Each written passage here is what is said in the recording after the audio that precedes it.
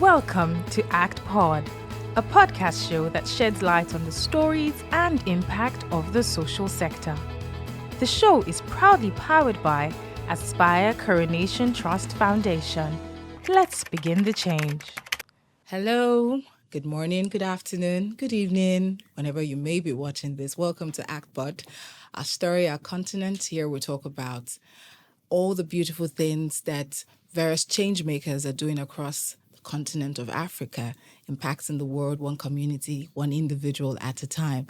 And we started off a very beautiful conversation last month talking about education and making impact through education. And today we will be continuing on that conversation. It's the part 2 of that conversation. My name is Omoye, and I will be leading you on this conversation, hosting today's conversation alongside a beautiful change maker that we have in the studio. Education is a big deal. And it is for us in Africa. As you may have noticed, there's a lot going on. We have a lot of children who are out there on the streets without education. And it's so beautiful to see that there are a number of change makers who have risen up to the challenge of helping these numerous children with providing them with education, bridging that gap with the inequality in education. And we have one of them in the studio. Last month, it was a lady, and I'm glad that this one's also a lady. So women are doing great things. Okay. All right. So we have May Oghenerukeme Asagba. Sorry, I used the attitude in pronouncing it. You're welcome to the studio. Welcome to ACTPod. Thank you very much, Omoye. We're so excited to have you.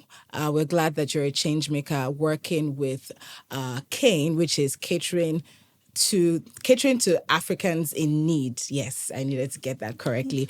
And we're excited to see the things that you're doing. Just last month, we had Folawe come talk about what she's doing with Teach for Nigeria. And today, we can't wait to just get into the conversation to know what you, as a change maker, using the platform of CAIN to impact Africans. I know that CAIN doesn't only focus on education, but then I guess we'll get into that. But today we'll be talking about what CAIN is doing with regards to education.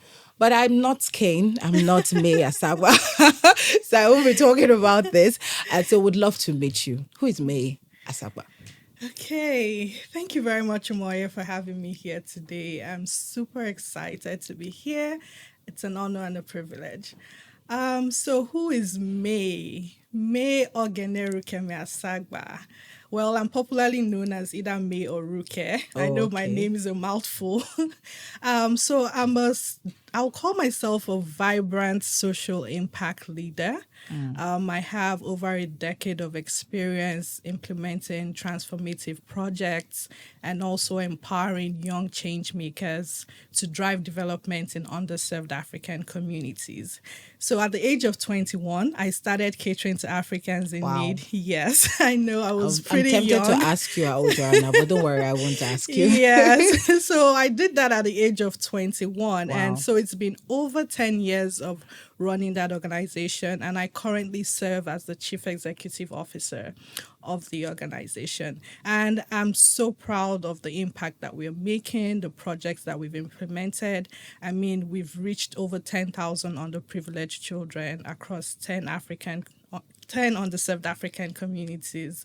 And it's just great to see that, an idea that was born years ago has just done so much and impacted so many lives. Awesome. Yeah. So excited already.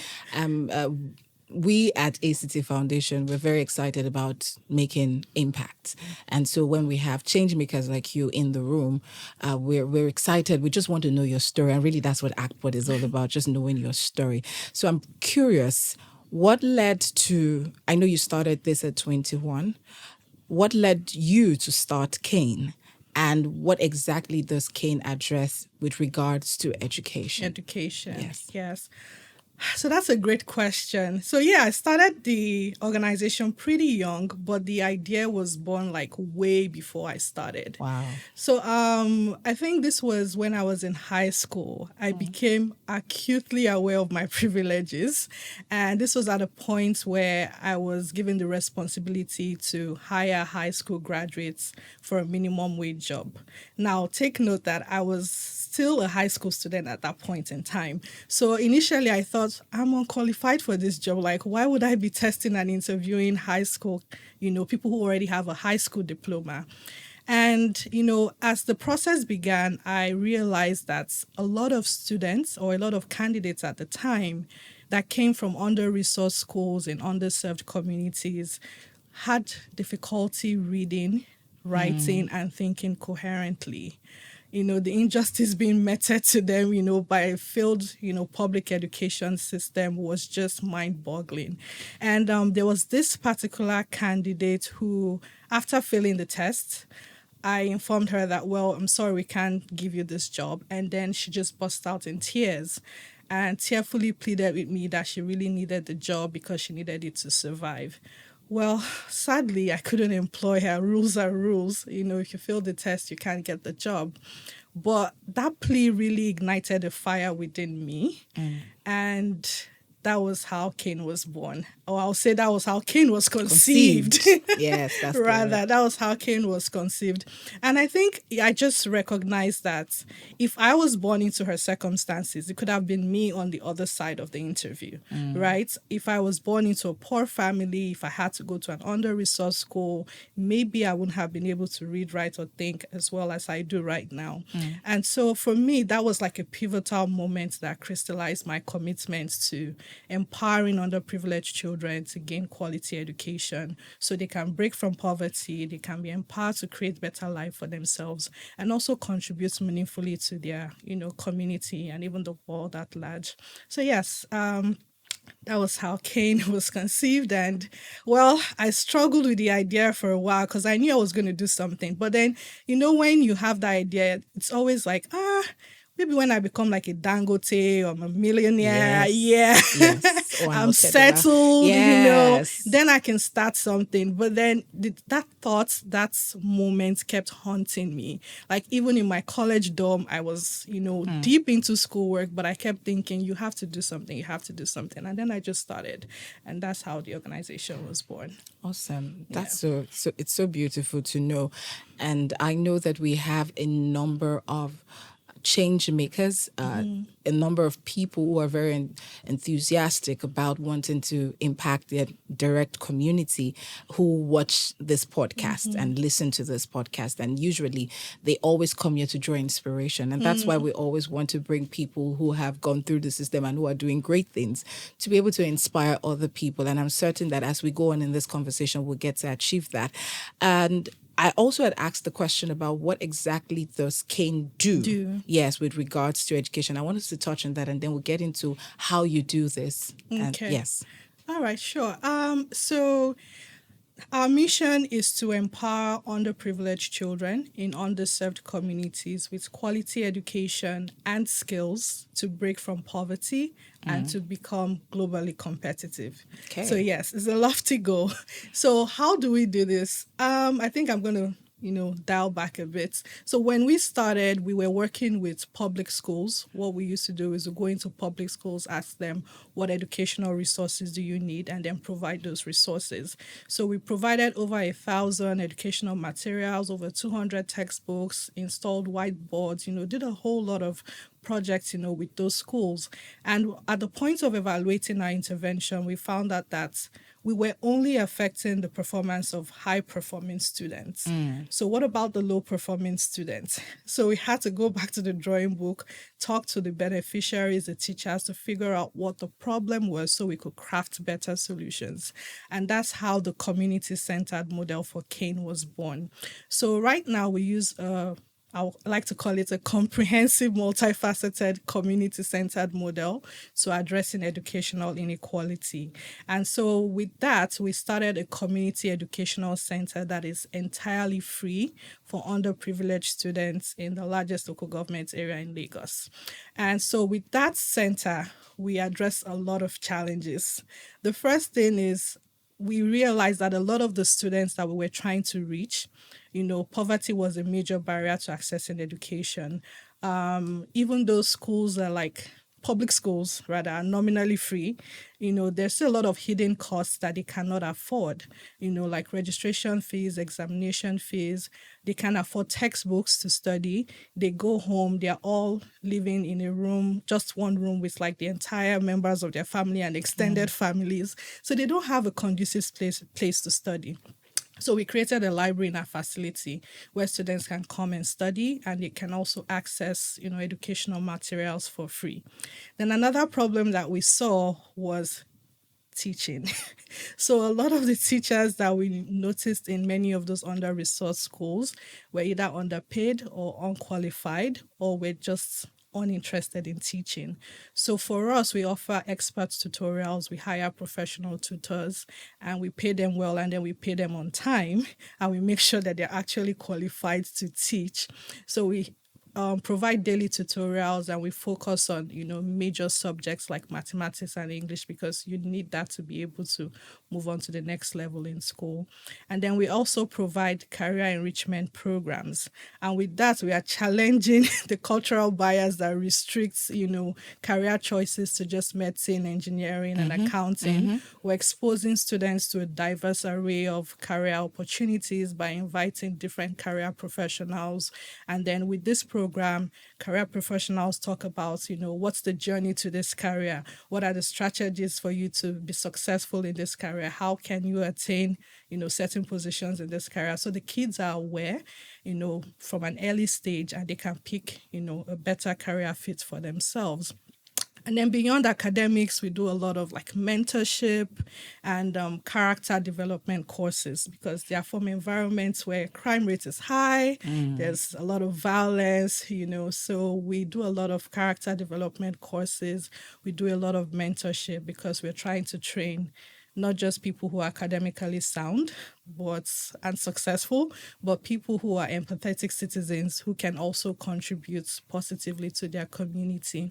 And then we also offer digital skills training, because we are in an ever-evolving digital age. And if you don't have digital skills, how are you going to be competitive in the job market?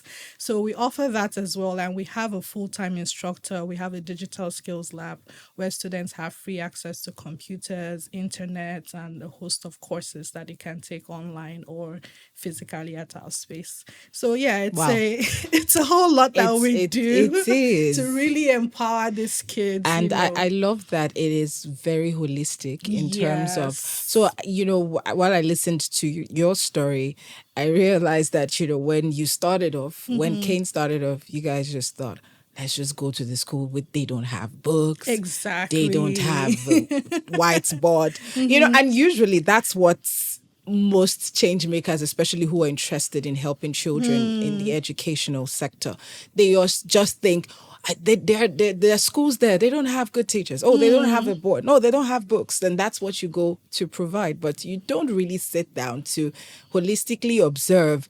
And it takes a lot to do that research to find out what exactly do these people want. And, we've had a number of change makers come in to talk about their works in the different sectors, especially education, because we're talking about education. And we'd hear this over and over. Don't go to the community and just say, I know what you need, and I'm going to give you what you need. So I like the fact that you learned from that experience. You gave them the books, you gave them the board, you gave them everything, but then it wasn't obviously what they really needed.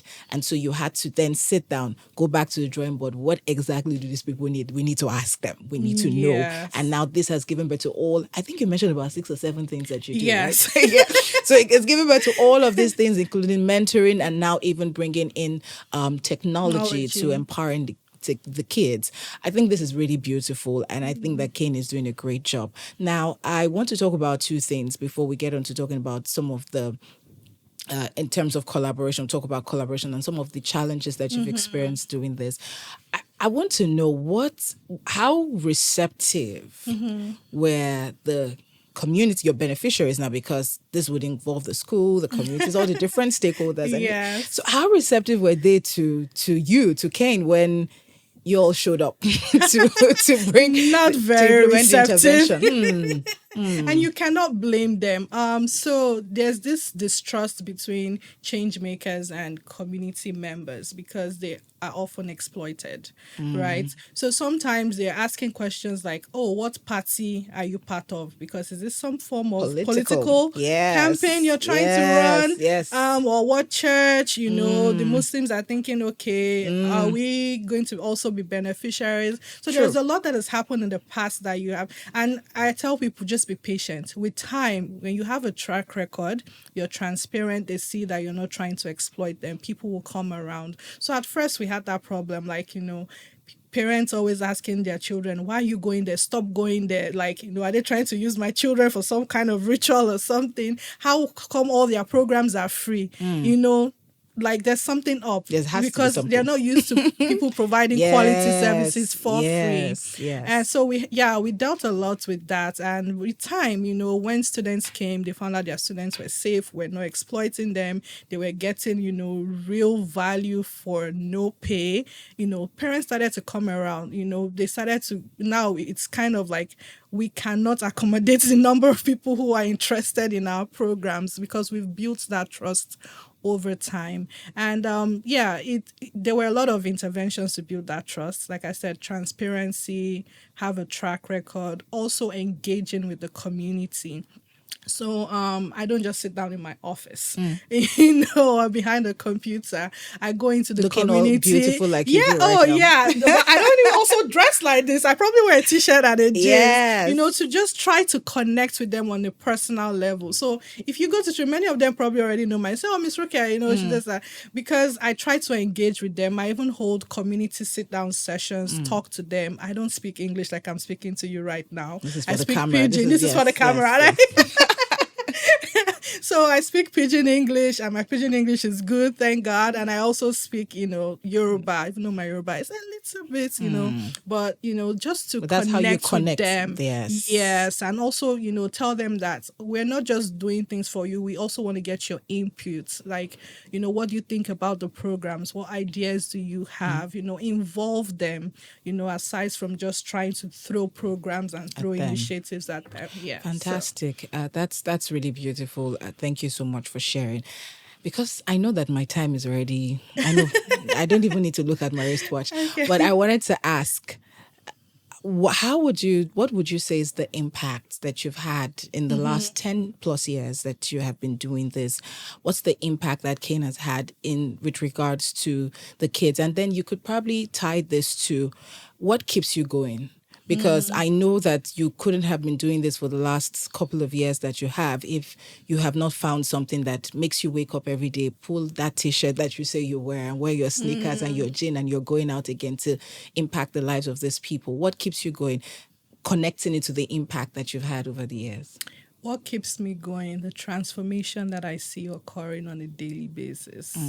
That really keeps me going. Like, I love my job and I've made so many sacrifices. I'm like, if I didn't love this job, I wouldn't be doing this. We know. Yes, it's the transformation that you see. So just a few stories. There's some students that have come to us with failing grades, like their report cards are just F, and now they're scoring A's. So that transformation from a child who thought it was a failure to now being top of their class. We've had students who also thought that it was okay for a man to beat his wife while correcting her, because that's what they saw in their community. But then when we treat domestic violence, now some of those kids are advocating for women's rights. They stand up when they see someone trying to beat a woman. Just seeing that change over time.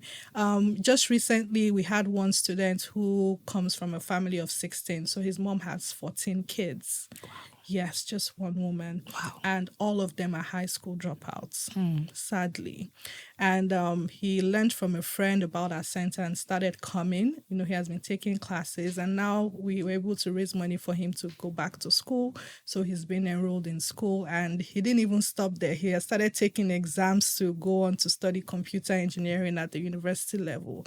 So, but there's a lot of transformation going on. Cycles are being broken, and just seeing that, impact, seeing that change occur keeps me going. Like, despite the struggles or the hurdles, I'm like, yes, this is something I would be willing to dedicate my life to. Fantastic. That's so beautiful to hear. I know that the passion, the impact keeps you going, but I also know that collaboration, partnerships is key True. to getting the job done. Yes, I mean, you could have all the passion in the world. Without money, you can't go. Can't do nothing.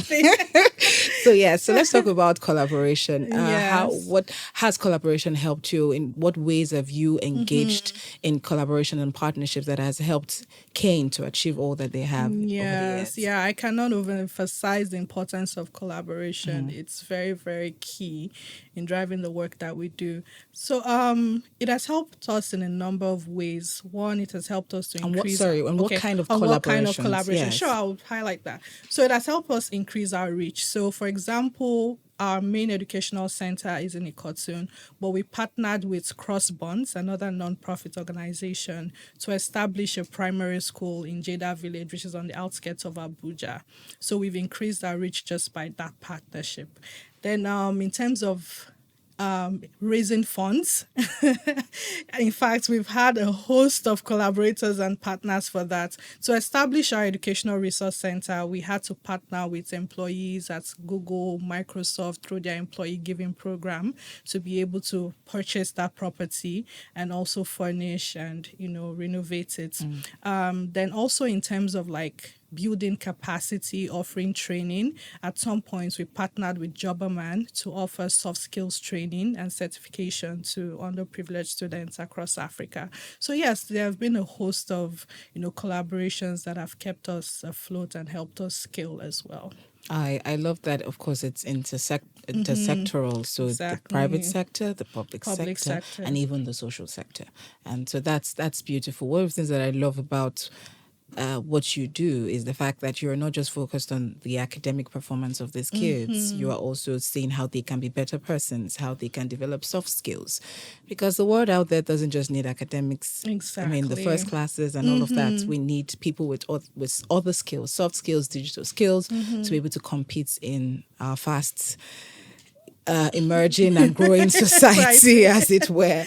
Yeah. Okay, so that's fantastic. Now I want to ask, even as we begin to wrap up, one of the questions, of course, challenges. And I know that, like I said, when we started off the conversation, we have a number of people who are either aspiring or who are in the business, who just started.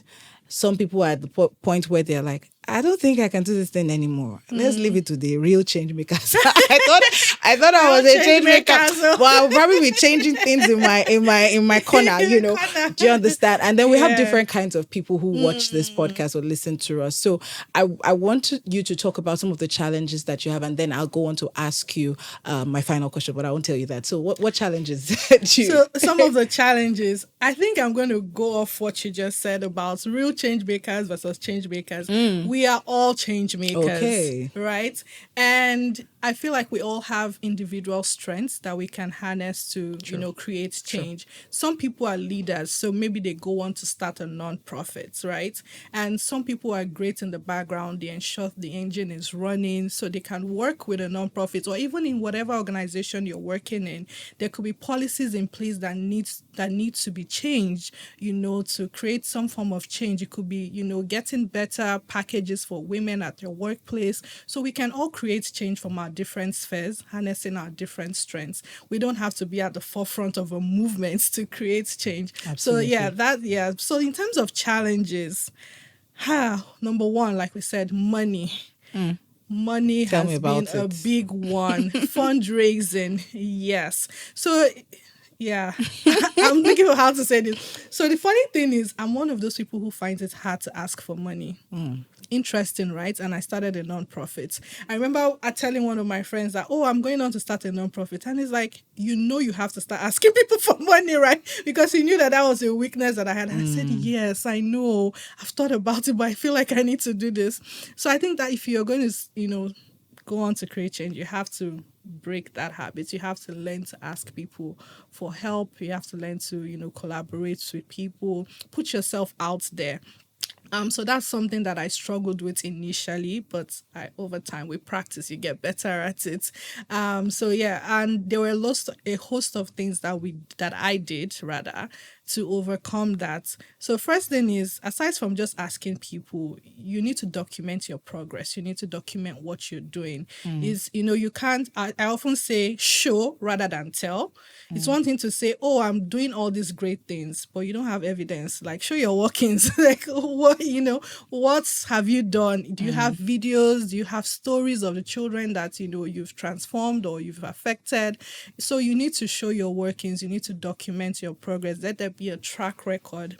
And I think a lot of people, when they start off initially, they often underestimate themselves, or they often think they'll start showing when they arrive. No, people are following you. You're seeing what you're doing. So sometimes you might get to a point where you're not even asking people for money anymore. They see that you've been consistent over time. There's a track record. They've been following your progress over time.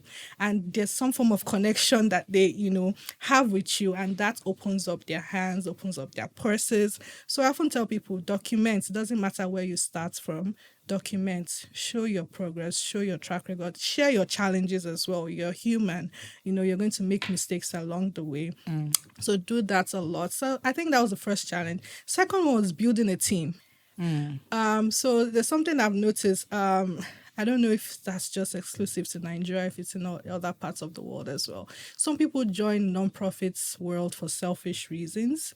Maybe because they're trying to get a scholarship for grad school and community service and things like that, looks good on their resume.